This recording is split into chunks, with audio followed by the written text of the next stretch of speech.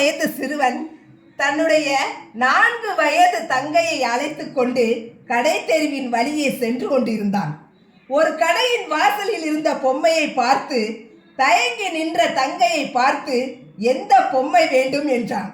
அவள் கூறிய பொம்மையை எடுத்து அவள் கையில் கொடுத்துவிட்டு ஒரு பெரிய மனிதனின் தோரணையுடன் கடையின் முதலாளியை பார்த்து அந்த பொம்மை என்ன விலை என்று கேட்டான். அதற்கு அவர் சிரித்து கொண்டே அந்த முதலாளி சொன்னார், உன்னிடம் எவ்வளவு உள்ளது என்று கேட்டார்.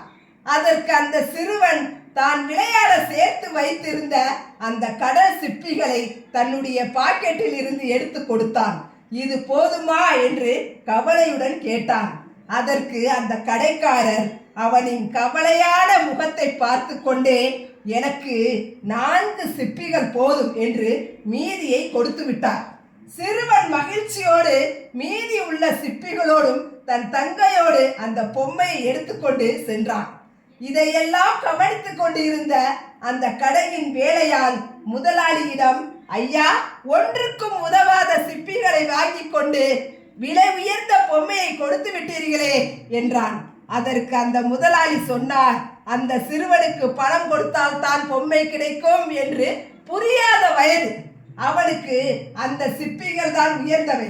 நாம் பணம் கேட்டால் அவன் எண்ணத்தில் பணம் தான் உயர்ந்தது என்ற மாற்றம் வந்துவிடும்.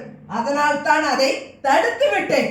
மேலும் தன் தங்கை கேட்டவற்றை தன்னால் வாங்கி தர முடியும் என்ற தன்னம்பிக்கையை அவனுக்குள் விதைத்து விட்டேன். என்றோ ஒரு நாள் அவன் பெரியவனாகி இந்த சம்பவங்களை எல்லாம் நினைத்து பார்க்கையில் இந்த உலகம் நல்லவர்களால் ஆனது என்ற நல்ல எண்ணம் அவன் மனதில் தோன்றும். ஆகையால் அவன் எல்லோரிடமும் அன்பு காட்டத் தொடங்குவான். உலகம் அன்பினால் கட்டமைக்கப்பட்டது என்பதை அனைவருமே தெரிந்து கொள்ள வேண்டும்.